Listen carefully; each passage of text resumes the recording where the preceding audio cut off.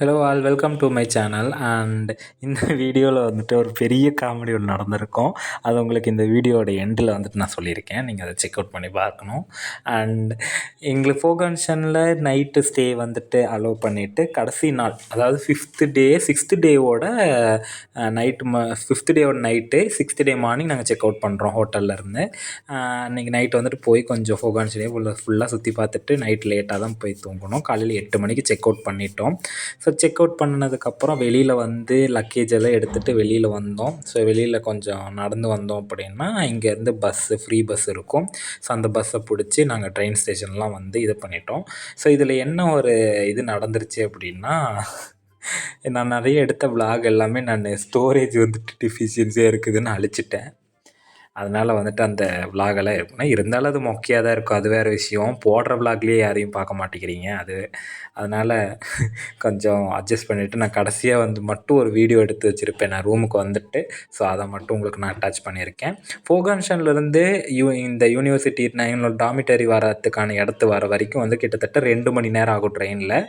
So அந்த 2 மணி நேரம் வந்துட்டு நாங்கள் வந்திருக்கிறோம். ஸோ அதை மட்டும் உங்களுக்கு நான் அட்டாச் பண்ணியிருக்கேன். ஸோ நிறைய ஃபோகன்ஷன்லேருந்து வந்தக்கூடிய பிக்ஸு அதெல்லாம் வந்துட்டு நான் உங்களுக்கு அட்டாச் பண்ணியிருக்கேன். நீங்கள் அதை பார்த்து என்ஜாய் பண்ணுவீங்கன்னு நான் நினைக்கிறேன்.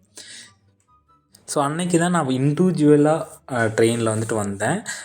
இந்த மாதிரி ட்ரெயினுக்கு நாங்கள் அமௌண்ட் ஸ்பெண்ட் பண்ணிவிட்டு அந்த ஸ்பெண்ட் பண்ண அமௌண்ட் எல்லாமே அவங்க ரீஎம்பரைஸ் பண்ணிவிடுவாங்க. ரீஎம்பரைஸ்னால் திருப்பி கொடுத்துருவாங்க.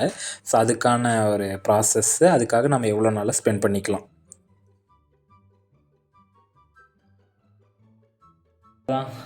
வந்துட்டு என்ன ஃப்ரெஷ்ஷப்லாம் ஆகலை. போய் ஃப்ரெஷ்ஷப் ஆகணும்.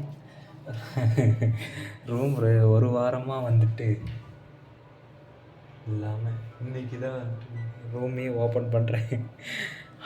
ஹோப் இது வந்துட்டு ரொம்ப நல்ல ஒரு எக்ஸ்பீரியன்ஸாக இருந்துச்சு. இன்றைக்கி ஃபோகன்ஷனோட லாஸ்ட் டே. அண்ட் இன்றைக்கி சனிக்கிழமையாக நாளைக்கு ஒரு நாள் விட்டு நாளான்னைக்கு இதோட பில்லையெல்லாம் எடுத்துகிட்டு போய் நம்ம செட்டில் பண்ணிடணும்.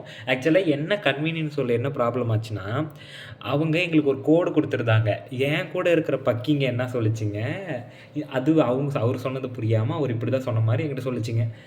$80 வந்துட்டு கடைசி நாளில் வந்துட்டு இது இருக்கும். நீங்கள் வந்துட்டு $80 வாங்கிறது வந்துட்டு நாங்கள் இது பண்ணிடுவோம் அப்படிங்கிற மாதிரி சொல்லியிருந்தாங்க. அது மாதிரி அந்த கூப்பன் யூஸ் பண்ண $80 ஃப்ரீ, மீதி இருக்கிறது நம்ம பே பண்ணோம். அந்த மாதிரி வந்துட்டு என்கிட்ட சொல்லிச்சிங்க.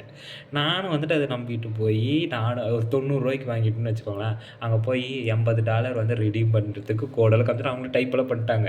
அதுக்கப்புறம் நோ இது எவ்வளோ கேட்டேன்னா மீதி இருக்கிறது $10 கேட்கணும்.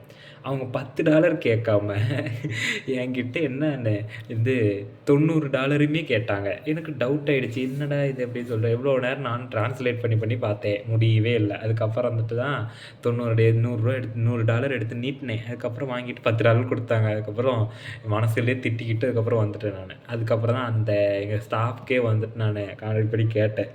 இதை வச்சு என்ன பண்ண முடியும், இது எதுக்கு கொடுத்தீங்க அப்படின்னு சொல்லிட்டு கேட்டதுக்கப்புறம் அவங்க சொல்கிறாங்க, இந்த நம்பர் இருக்கக்கூடிய பில்லெல்லாம் தான் நமக்கு திருப்பி காசு கொடுப்பாங்களாம்மா. இந்த நம்பரை மென்ஷன் பண்ணி தான் பில்லு வாங்கணுமாம்மா. எனக்கு அது தெரியாமல் நான் ஒரு 2-3 பில்லு வந்துட்டு நான் அப்படி வாங்கிட்டேன். ஐயோ, எனக்கு அது நினச்சா வேறு நல்ல வேலை. கோக்குக்கு அங்கே வாங்கினப்போ ஸ்ப்ரைட் வாங்கினதுக்கெல்லாம் பில்லே வந்துட்டு நான் வாங்கவே இல்லை. அது வரைக்கும் சந்தோஷம். இப்போ இன்றைக்கி காலையில் நான் இந்த ரயில்வே ஸ்டேஷன்லேருந்து வரப்போ ஒரு கடையில் 7-Eleven ஸ்டோரில் வாங்கினேன்ல, அப்போ இந்த நம்பர் நான் மென்ஷன் பண்ணாமல் வாங்கிட்டேன். அதே மாதிரி நான் ஃபஸ்ட் நாள் வந்துட்டு ஒரு ரெஸ்டாரண்ட்டுக்கு வந்து போயிருப்பேன். ஃபஸ்ட்டு விலாக் ஃபோகன்ஷனோட என்ட்ரி விலாகில். அப்போ அந்த இடத்துல இருந்த அந்த டிக்கெட்டும் மிஸ் ஆகிடுச்சு. அது அந்த ரிசிப்ட்டும் மிஸ் ஆகிடுச்சு. எப்படியோ ஒன்று ட்ரெயின் டிக்கெட்டுக்கு ஒரு $200, அடுத்து வந்துட்டு ஒரு இப்போ வாங்கினதுக்கு ஒரு சேர்த்து ஒரு $80. கடைசி நாளில் $80 தான் வாங்க முடியுமா. அந்த $80ங்கிற இஷ்யூ கடைசி நாளில் இதில் டின்னருக்கோ சரி பிரேக்ஃபாஸ்ட்டுக்கோ சரி நீங்கள் $80 வாங்கிக்கலாம். அது வந்துட்டு நாங்கள் கொடுத்துருவோம் அப்படிங்கிற மாதிரி சொல்லியிருந்தாங்க.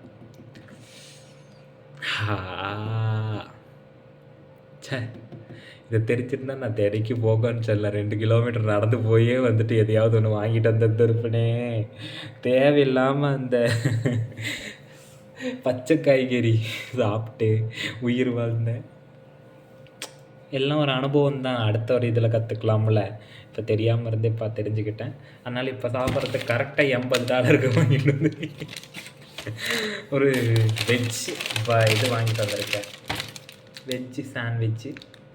இன்றைக்கி வெஜ்ஜு அற்புதமாக வெஜ்ஜு கிடச்சிது. பொட்டேட்டோ ஸ்பினாஷ் அப்படின்னு சொல்லிட்டு சாப்பிட்லாம். ஓகே, ஹோப் உங்களுக்கு இந்த விளாக் பிடிச்சிருக்குன்னு நான் நினைக்கிறேன். அடுத்து எங்கேயாவது போகிற சுச்சுவேஷன் வரும், அப்போ நான் உங்களுக்கு விளாக் எடுத்து போடுறேன். அன்டில் டெய்லி விளாக்ஸ்க்காக சப்ஸ்கிரைப் பண்ணி வச்சுருங்க, பெல் பட்டனை கிளிக் பண்ணிக்கோங்க. And I'm signing off. This is Suji.